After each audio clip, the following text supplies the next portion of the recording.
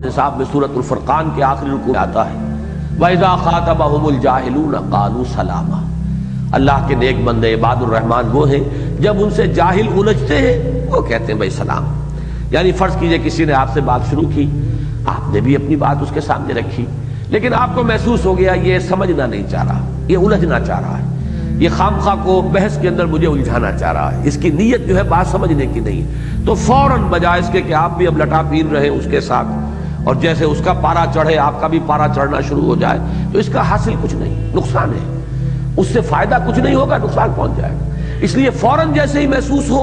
اچھا جی آپ کی سمجھ میں میری بات نہیں آ رہی، اس وقت میری سمجھ میں بھی کوئی خاص بات ہے کہ آپ کی بات سمجھ میں نہیں آ رہی، پھر کبھی ملیں گے، پھر ملاقات کریں گے، اس وقت کوئی بات کرنے کا فائدہ نہیں، بس یہ کہہ کر خوبصورتی کے ساتھ قالوا سلاما وَإِذَا خَاطَبَهُمُ الْجَاهِلُونَ قَالُوا سَلَامًا۔ جب ان سے مخاطب ہوتے ہیں یا الجھتے ہیں جاہل لوگ، جاہل عربی میں کہتے ہی اصل میں ان پڑھ کو نہیں جاہل کہتے ہیں، عالم کے مقابلے کا لفظ جاہل نہیں ہے عربی میں، جاہل کہتے ہیں جذباتی آدمی، مشتعل مزاج آدمی، جو عقل کی بجائے جذبات کی پیروی کرنے والا وہ جاہل ہے۔ جاہل کے مقابلے میں حلیم کا لفظ آئے گا، حلیم الطبع انسان، اس کے مقابلے میں جاہل ہے،